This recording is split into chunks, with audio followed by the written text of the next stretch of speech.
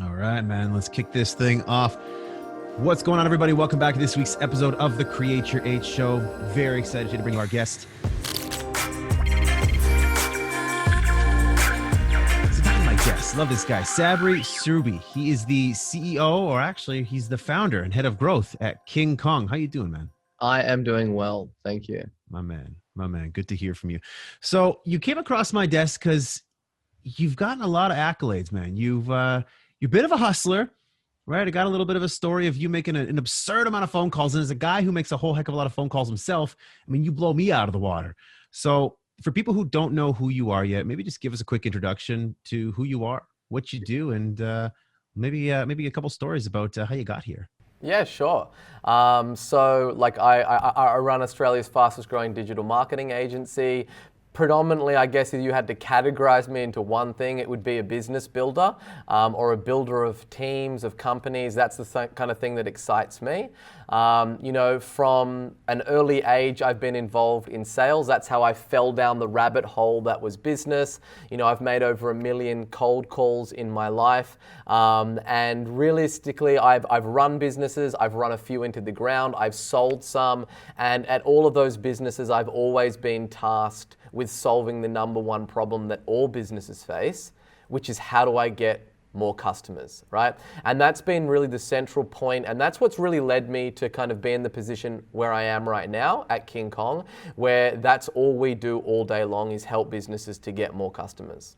Love it, man. Love it. So again, this 150 cold calls a day kind of thing, man. We got to talk about this at some point in the interview, but let's kick into, again, we focus here on not putting all the attention on the setback, because we have two choices in life. You could focus on the setback or you could focus on the setup. It's your choice. If you want to focus on all the bad that's gone on in your life, then you're probably going to bring about more bad circumstances. You're probably going to make yourself feel down, and you're not going to make yourself want to get up in the morning and pick up the phone and dial 150 phone calls every single day. So let's first off hear about like your professional setback, and then what was the setup that came from it? Love to hear that story. Sure. Well, I would say that where that whole adversity began was probably when I first got my first job in sales, when I was 16 years old. And that was like a cold, hard slap to the face, being on the front lines of capitalism, calling people and asking strangers for money, right? And then really in terms of actual like professional setback, as I mentioned before, like I've run businesses, I've run some into the ground. And, when it came about to me starting King Kong, I had some successful exits, sold some businesses, poured a lot of money into other businesses. Some of them worked, some of them didn't. I had recently just got married and paid for all my wedding and did all of that kind of stuff. And was at that point where it was like, okay, now it's time to pony up. You've made this commitment.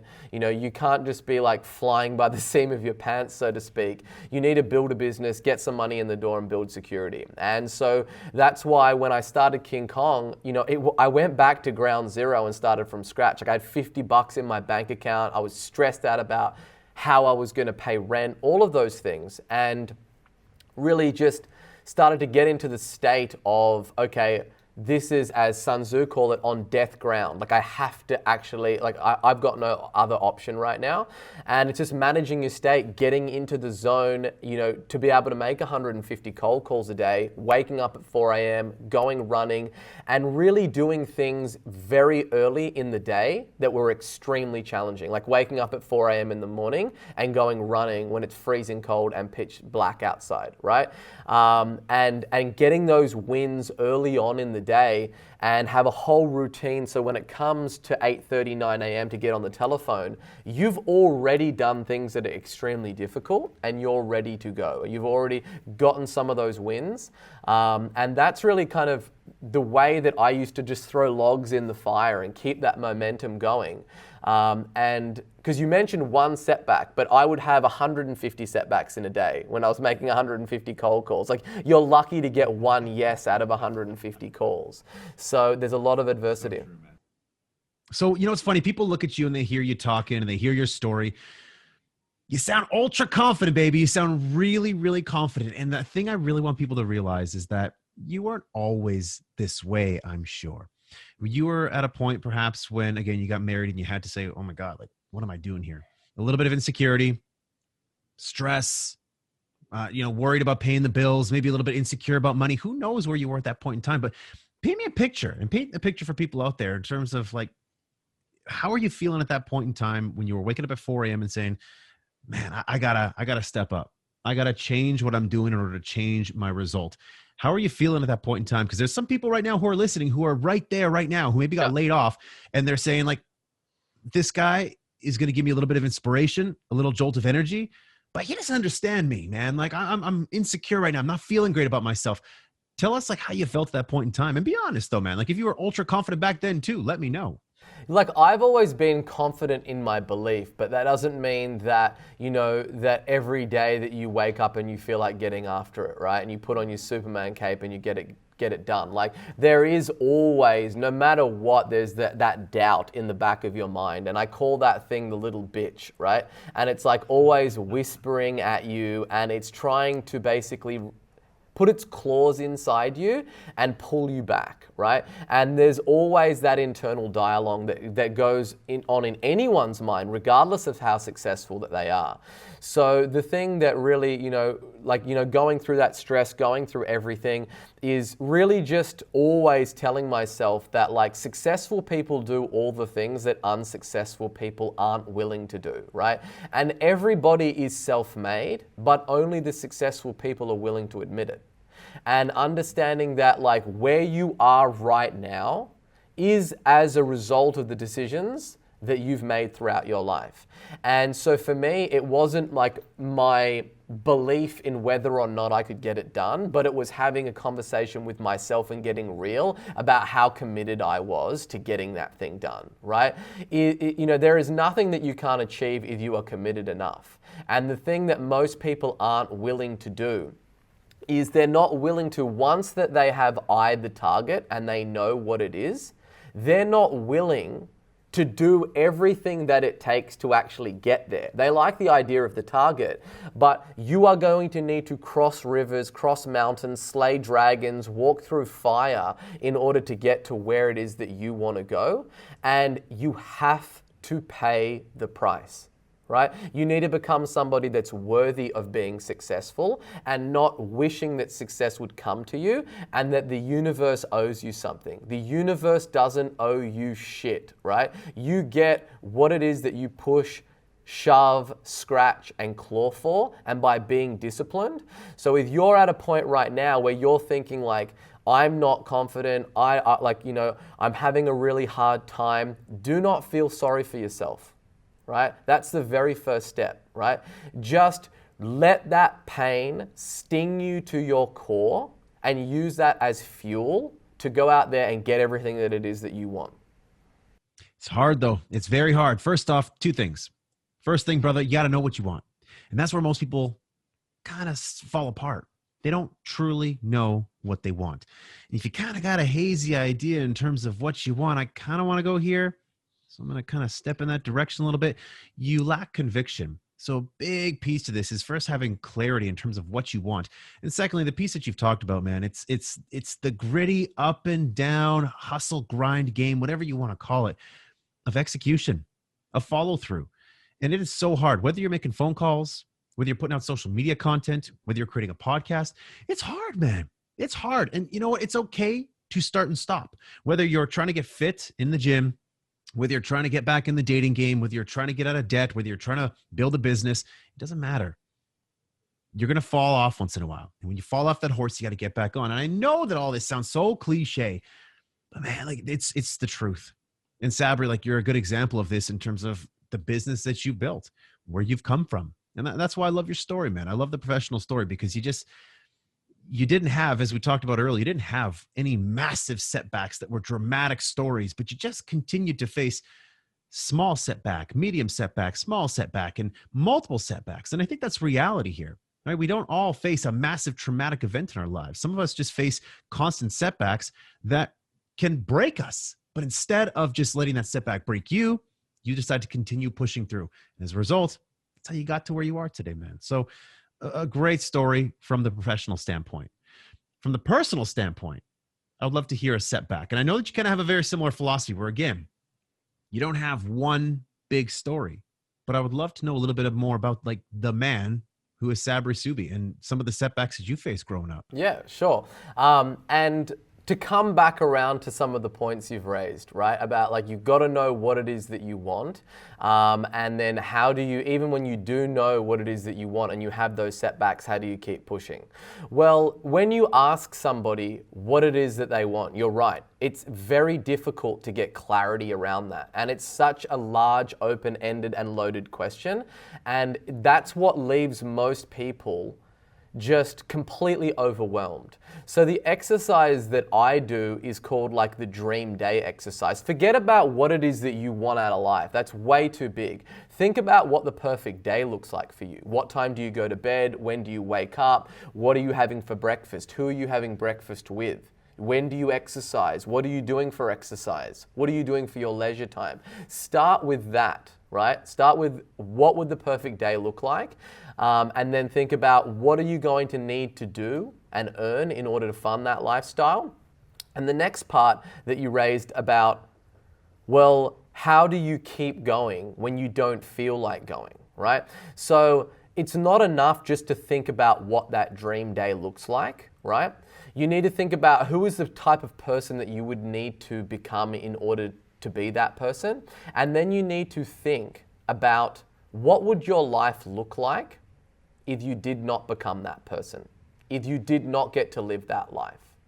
Fast forward to the kind of person that you would be that is not capable of hitting any of your goals and living the life that you want to live. And let that hurt. Let it think about, like, it should fill you with almost disgust of becoming that person, because it's not enough to just think about the goals, write down the affirmations. You know, I have a kind of a philosophy of like, you want to have all of those things that you're striving for, then you want to think about all of the pain and all of the things that would happen if you weren't able to do those things. And it's where those two intersect, it's that point that really sets your soul on fire, where you will run through walls, you will get up and do the work. Because sometimes it's not just enough to chase the things that you want, you have to look at the things that you don't want to happen and also use them as fuel. Which so critical, leads me, man. Great tips. Great tips. Love that. Thank you for sharing those, by the way. No problems. And that leads me into like the next thing. Like, you know, there is that I've been, you know, faced with a lot of adversity, you know, in my life from a very early age, right? You know, I was raised by a single parent mother, me and my sister. You know, I watched her hold down 3 jobs. I used to help her in the morning at the cafes. I used to busk at the markets on the weekend to make money. And there isn't one clear pivotal moment that was just like, you know, the thunderclouds rolled in and I was at rock bottom. Like, you know, I chased difficulty, I chased adversity all throughout my life. And you might be watching this and thinking like, oh, it's easy for this dude to say all this stuff because he's got the business, he's got those things, right? Those problems and those adversities, they keep coming. They do not stop coming. You just become better at dealing with those things, right?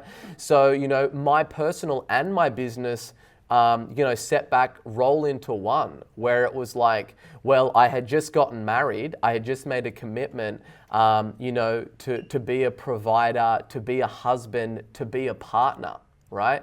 And getting on the same page with my wife of like, okay, what are our roles going to be? What is the life that we're trying to build together? And realizing that we weren't there. Like, we weren't there, right? Because we were in a place of scarcity and not the kind of person where the life that I was trying to build, or certainly not the kind of life to build a family.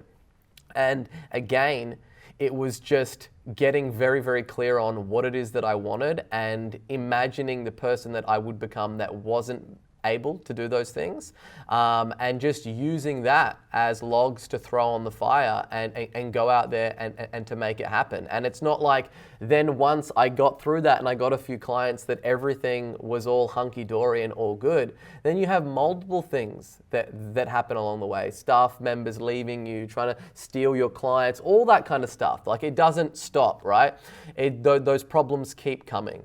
And you need to understand that you're not trying to optimize to get to a place where there are no problems, because that's a utopian view on the world and it doesn't exist. That's right. That's exactly right.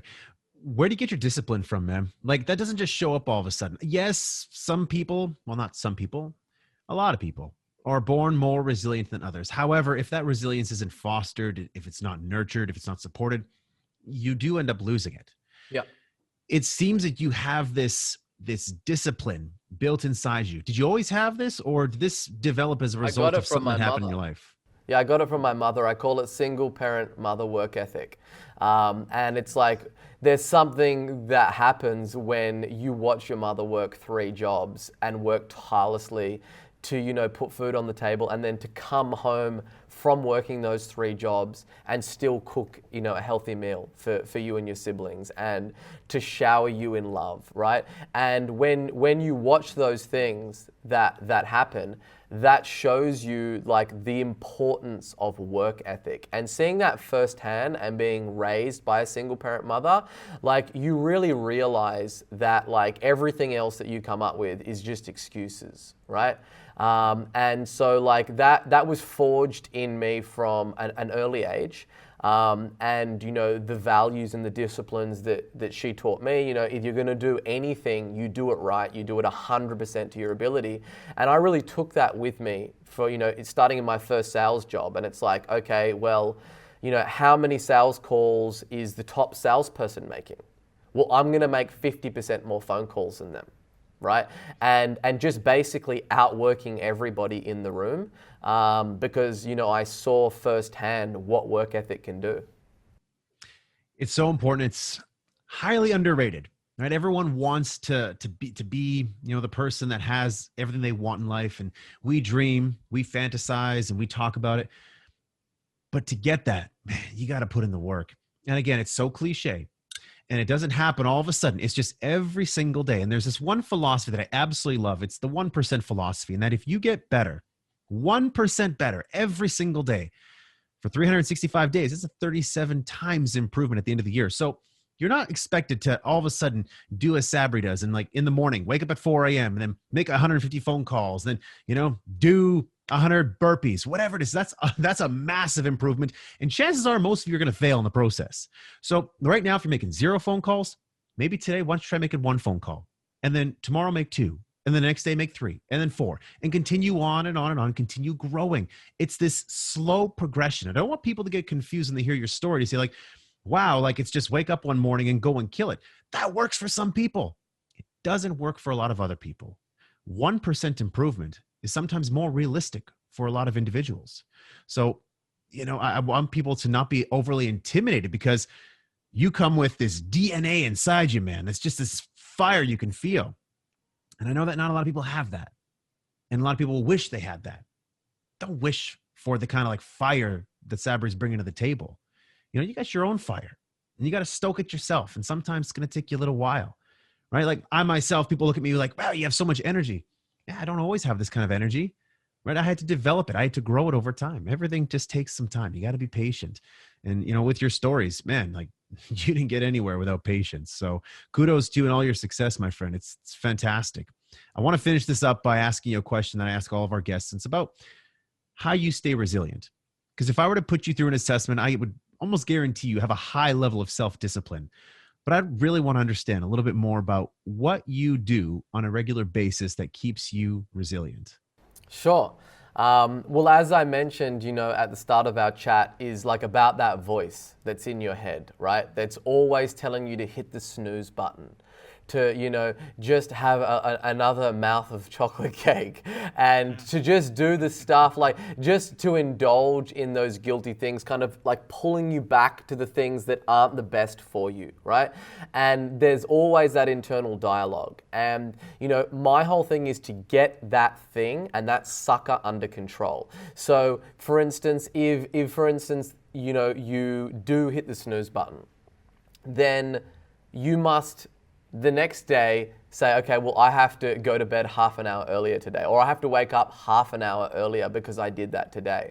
And it's all about like building your day and your structure where you're having those little wins, right? Having a time that you go to bed and a time that you wake up. Then going for an arduous run. Like I ran this hill that makes a man out of me every morning this morning, that's, you know, a 5K run up this hill. And then it's like, I'll torture myself in a sauna for 30 minutes where it's like, that's another very difficult thing. So it's about having things that you overcome every day that builds the muscle that is resilience. It's not something that dawns on you. It's like a muscle that you need to exercise and you need to get it under control, right?